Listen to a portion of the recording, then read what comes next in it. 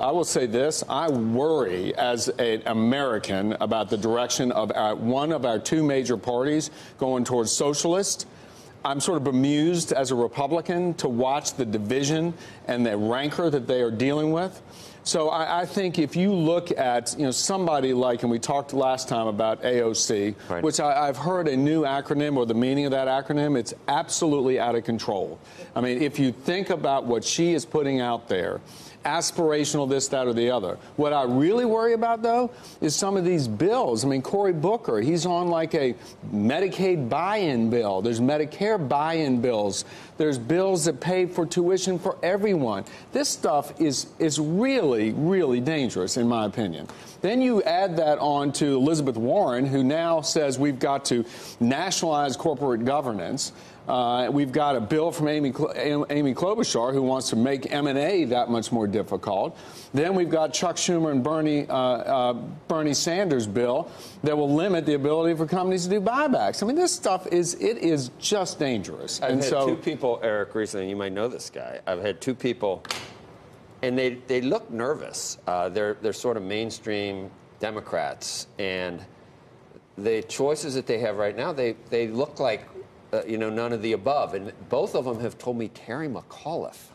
I mean, although one of them also mentioned Joe Biden. But Biden's already going to be in. How do you feel about Biden? But listen, there's Democrats that say he can't. A Democrat just recently said he can't be there. Or maybe it was I don't Rosie think O'Donnell. that the Democratic Party is going to be smart enough to nominate. Is Terry McAuliffe? What do you know about him? Well, he was my governor. That's what I mean. And listen, see, for me, it's hard for me to think of him as anything other than a Clinton.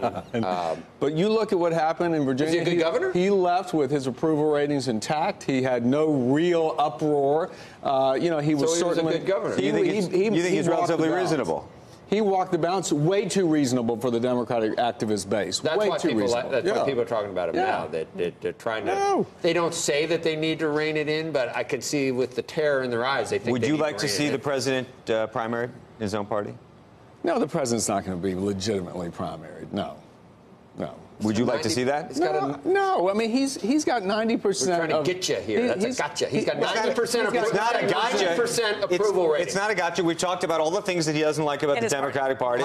He's got a 90%. And I also know that he is not. 90%. I think you can fairly say that there are lots of things about the president that you also don't like. So I thought it was worth asking the question. Let's just say this. It's your question. It's not Eric's question. Right. Look at the policies that have been the consequence of this administration. That's what I want to keep saying. And let me tell you something. With the other party acting the way it is going to come down to that, because if the other party, if they're so unanimous on wanting to go after Trump, they certainly are not. I'm no fan of a lot of those policies that you just talked about that are anti-capitalist. But I also think that some of the policies that the president has clearly put forward are policies I know you disagree with. What are the policies in terms of economics? What are the policies in terms of regulatory reform? Why don't you tell us which ones you disagree with instead of Andrew saying he knows things that you disagree with? Which ones do you disagree with? Right. Well, listen. He knows there are some you disagree with because you're a reasonable person, so there must be. Listen, with the president, oftentimes you got to separate the rhetoric from the action. And I think maybe we can get Mitt Romney to primary him. Then he can lose Ohio, Florida, Pennsylvania, Michigan.